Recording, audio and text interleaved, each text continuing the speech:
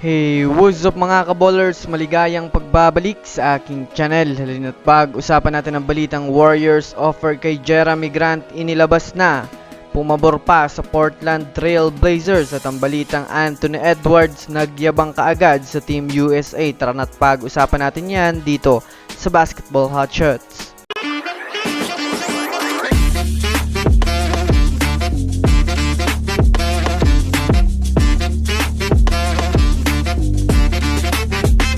Una nga muna tayong dumako mga kaballers sa balita patungkol sa nagyabang na naman nga po mga kaballers si Anthony Edwards sa team ng USA.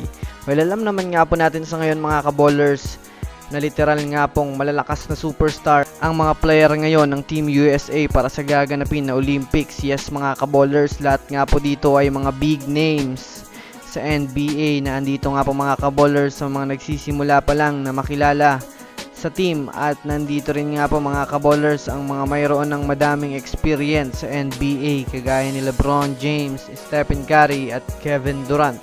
Nakasalukuyang sila nga po mga kaballers ngayon ang mga muka ng NBA. Marami nga pong bumabatikos ng mga fans ngayon kay Anthony Edwards matapos sabihin nga po sa isang interview na siya pa rin nga daw po mga kaballers ang number 1 option ng USA kahit nandyan si LeBron James at Stephen Curry.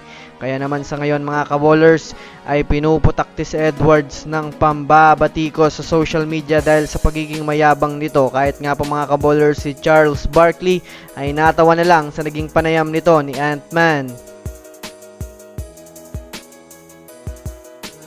Samantala, dumako naman tayo mga kaballers sa balita patungkol sa kupunan ng Golden State Warriors. Alam naman nga po natin mga kaballers na isa sa pinagpo-fokusan ng Warriors ngayon ay itong si Jerami Grant.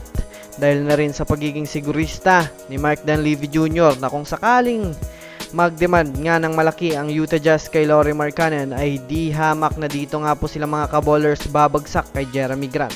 Kaya naman sa ngayon inilabas na nga po mga kaballers ng isang NBA insider ang offer nitong si Mike Dunleavy Jr. kay Jerami Grant.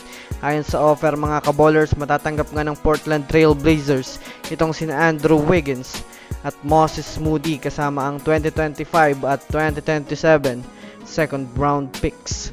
Kung susumadayan nyo natin mga kaballers, papabor nga ito mga kaballers sa Blazers lalo pat magkakaroon nga po ang Blazers ng isang defensive forward na makakatulong sa front court. Kasama na rin yan mga kaballers na magkakaroon sila ng bottom player na masipag dumepensa, masipag sa rebound at mapapakinabangan sa 3 points. Kaya kung tutusin, panalo rin naman ng Blazers sa kanilang matatanggap kapag naibigay nila itong si Jerami Grant. So that's it for today's video mga kaballers, yun lang ang ating pag-uusapan sa ngayon. Pindutin ang subscribe and hit nyo na rin ang notification bell para sa mga susunod na updates sa mundo ng basketball. Again, this is Basketball Hotshots. Thanks for watching.